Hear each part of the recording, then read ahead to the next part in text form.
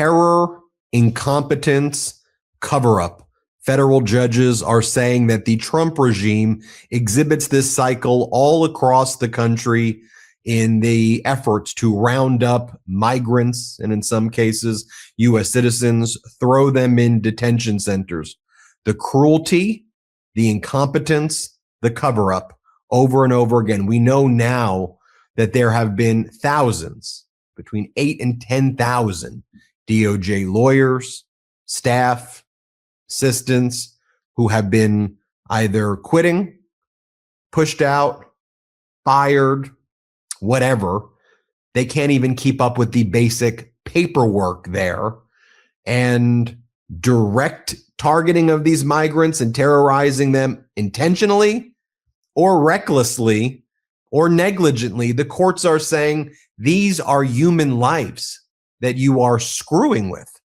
And when the court makes an order on, say, a habeas petition to release a migrant who has been unlawfully detained, you're supposed to follow that order. And you're not supposed to, after the court says, what the hell are you doing, leave somebody out in the freezing cold without their license, their phones, calling family members, where people can quite literally freeze to death. We saw an example of that.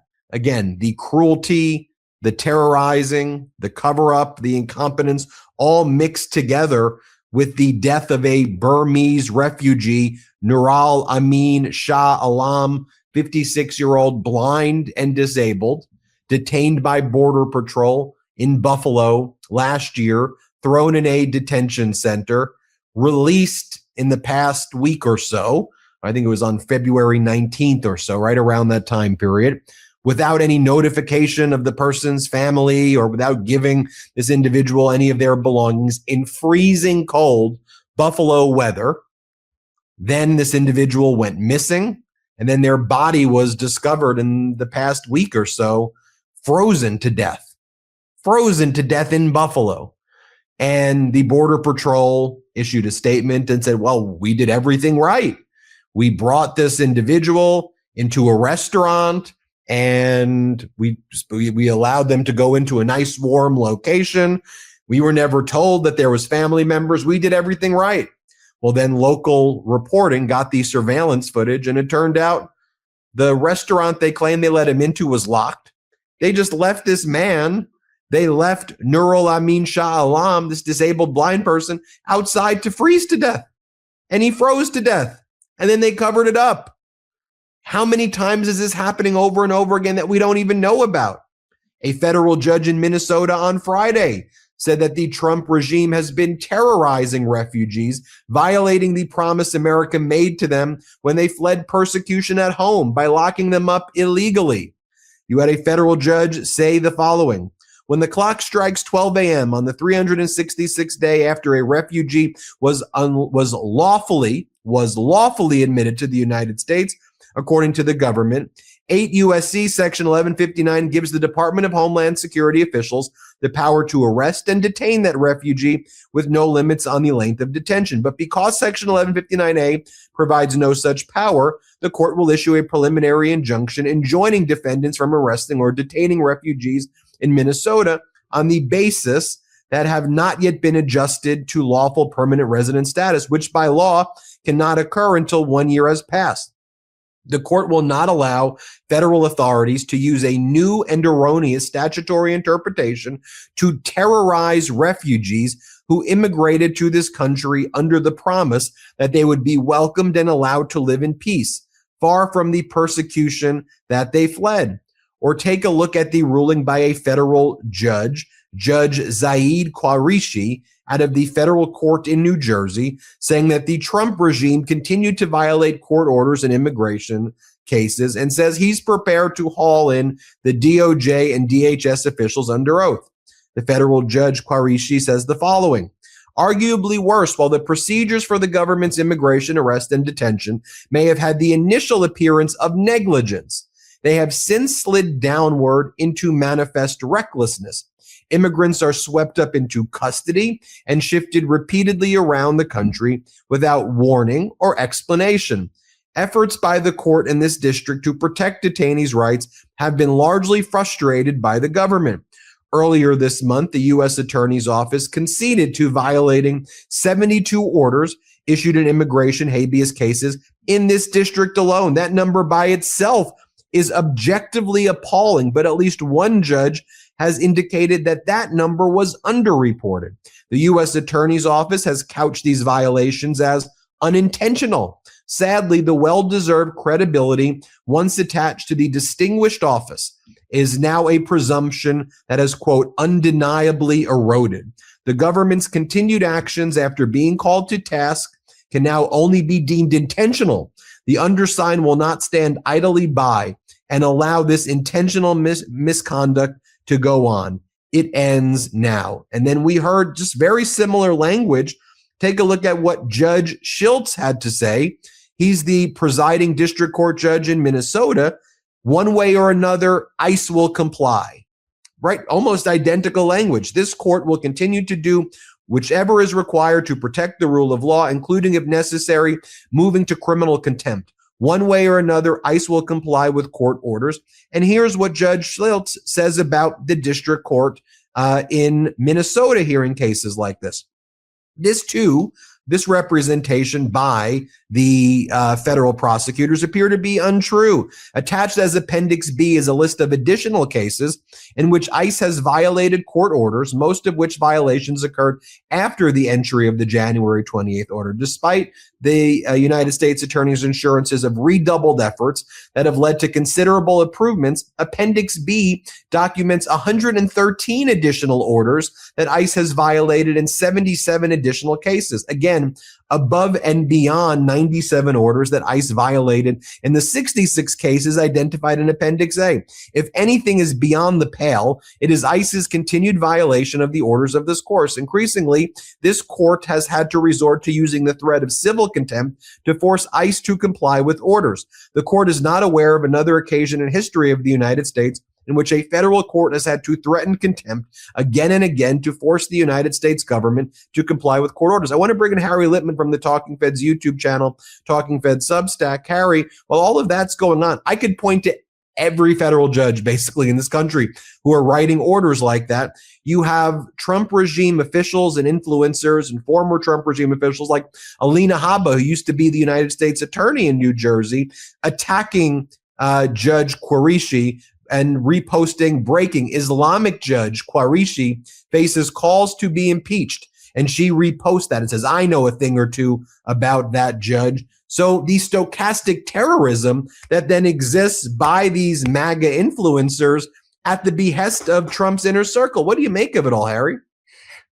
Where to start, Ben? I want to move quickly to the two judges, and you're right, they are echoed now around the country, and the very well-earned over generations of credibility of the Department of Justice has now been squandered, a matter that's tragic to former DOJ types like myself, but also eventually really harms the public and the interest in public safety. But I was sort of just listening to you recite some of these anecdotes and more. The blind man in Buffalo, the one from Judge Qureshi has to do with someone they just picked up who'd been here for 10 years with a family. And, you know, you close your eyes and it sounds like the kind of report organizations like Amnesty International issue about brutal regimes around the country. And this happening in the United States, happening even with a sort of measure of bluster and defiance from ICE and, U.S. Officials is really, for starters, makes you want to puke. All right. But then there are other systemic things going on. It's really true that, once, twice, a dozen, you could ascribe to negligence, overworked government lawyers, especially because so many of them have been basically conscripted from other places because there's a huge drain of people who have quit or been fired from the offices in New Jersey and Minnesota that normally do these cases. But you've got two things that are happening again and again. The first, and it's what you were just referring to with Judge Qureshi, there's that legal part that you were reading has to do with a provision that says if someone's an applicant for admission, you don't have to give them rights. They show up at the border. I want to apply. You have the U.S. can do a special kind of sorry, not today. Put them back on a plane. And the Trump administration completely abandoning all the interpretations of past administrations. And this is where they've been kicked in the teeth again and again and again by the judiciary, and they're just ignoring it. They want to say that anyone who's here essentially without legal status is an applicant for admission. So this woman that Judge Carisi was talking about, been here 5 years and married with a child, applicant for admission. Well, never applied, but that's their pretty damn far-fetched interpretation. And you've talked before about one very conservative court in the Fifth Circuit that has green lighted it. But that's something that's going on and is it cannot be that ICE just hasn't gotten word. They at a very high level, they're saying essentially screw the courts, and they want to, because if you're ICE, the whole game, Ben, is you get someone and you put them in these detention centers. And we've only had little snapshots of what life is like in there. Those snapshots are friggin' horrifying. They're out of, Bosch paintings, sleeping next to overflowing toilets and way too many people and way too long. That's a scandal that's waiting to be revealed. But what you want to do is grab them, have them, and don't let them get before a judge. And that totally advances their worst kinds of instincts. And that's what's going on with this effort to totally reframe what applicant for admission means. One other recurrent trope that's happening again and again is, and we've had now documentation of this, where essentially in Chicago, other places, they again and again have a peaceful protester who they don't like how they're acting. They arrest them and charge them with obstruction, put them in this hellhole, and then release it. All these arrests of peaceful protesters have resulted in zero convictions, a couple cases still, and we're talking, over 100 instances of people who are, there's a few that are still pending. But that, again, that's not just overworked bureaucracy, not able to keep its head, on straight. That's a policy, and that's a policy of abuse. It's, not nearly as bad as leaving people in the cold in Buffalo and killing them, but it's pretty goddamn unconstitutional in its own stead. So I just want to say, even the judges are saying, I am at the end of my rope, and it's a long rope. But they go from, you've tumbled from negligence to recklessness. In some of these ways, they are in intentional scofflaw, unconstitutional conduct. And the least of it, although the one that rankles me again and again, is they've completely squandered the sort of virtue and credibility that the Department of Justice always has had, because they've been there to do the right thing. The United States wins its case when justice is done in its courts. No longer. The United States wins its case when Trump's cruel, let's call it what it is, immigration initiative is furthered one way or another.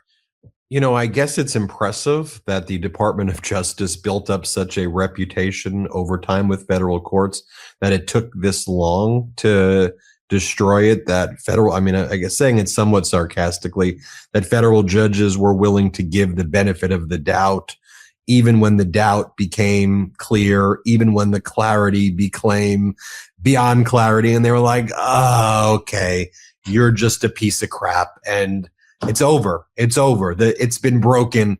But they gave it 14 months for it to really get there, despite violation after violation. These federal judges, again, from both parties, it reminds me also of the U.S. standing in the world, that the post-World War II U.S. world order was such that even our allies were like, okay, but come on, you'll come around. You'll come around. And really, right around that same period of time, kind of 14 months or so later, they're all like, all right, we're building new trade relationships and new partnerships, and you're out, and you could do your social media posting and say you want to invade Greenland or this, like, you're going to do that. We're out. We'll have, we'll still deal with you. I mean, you exist, US, like, we're going to have to acknowledge that you're still this, large economic, force, and you've got the biggest military in mankind, but we can't rely on you and treat you serious. It took both around 14 months, Harry, to kind of fully sink in, and it's happening at the same time in 2026. It's so true. And look, there was a doctrine, right? The presumption of regularity. And AUSAs in court were used to getting their ears boxed by judges who really held them to higher standards. But the flip side of that is when they were doing right, and that's what they were doing almost all the time, showing up for work and doing right, they had that tailwind, and it is now all gone. And since you mentioned, I know for the Meidas Mighty, this is a little outside our normal discourse, but your point about people around the world, it's not just, oh, can we count on you? The consequences for the U.S.'s abandonment of its normal moral stature and persuasion on world safety, on foreign policy. I really recommend a great article by Bob Kagan in the Current Atlantic that basically foretells just bedlam and wars, because the United States has also ceded its position in the moral high ground in the world and foreign policy. It is both of these things. They're alarming. They're huge that they manage, as you say, to degrade the position so long, but they're also friggin' dangerous and bad for the American people in different ways. Crime at home and safety abroad. Yeah, the presumption was a powerful one. I remember when you would go in and litigate against the DOJ. Used to like that one. Yeah, exactly. It was the you would be looked at, who are you? And, and don't get me wrong, law firms could build up good reputations in front of judges, but you did not get the presumption of regularity when you went against the DOJ, and their word was golden in front of the federal judge. Even if you thought that was unfair, that's just the way it was. And now it's changed. So that's something we've been pointing out here for a long time. These are trends that we've been following, the way a meteorologist might follow a storm and say, folks, it's becoming a hurricane. That's what we do here on these legal analysis breakdowns. So make sure and you just very, very quickly, though, you have, a guy like the chief judge in Minnesota says that first thing months ago. I don't know if I asked you this and you didn't give it. In the old Department of Justice, that would be a fire drill that everyone would get it straight. Our credibility is on the line. Here, not only haven't they gotten it straight, redoubled, and redoubled until judges are saying this ends now. Man, oh man, that it wasn't easy to do, and they've really done it. Everybody, make sure you subscribe to Harry Litman's YouTube channel. It's called Talking Feds. Search Talking Feds right now. Thanks, everybody, for watching. Oh, and Harry's got an event coming up with Governor Shapiro. Everybody look at the description below. We're going to put the description of where you can find out more information. But Harry, what day is it? It's going to be great. It's March 14th, Saturday at 7. Still have time to go out Saturday night, but that first hour and a half, we'll be talking to Governor Shapiro. And as long as we're touting something, can I just say that so mighty are the Meidas Mighty that Ben has now taped 6 interviews, or 5 or 6 with different governors. I'm green with envy, but look for that in the State of the State series coming up on Meidas Mighty. Appreciate it. Thanks, everybody. See you next time. Love this video? Support independent media and unlock exclusive content, ad-free videos, and custom emojis by becoming a paid member of our YouTube channel today. You can also gift memberships to others. Let's keep growing together.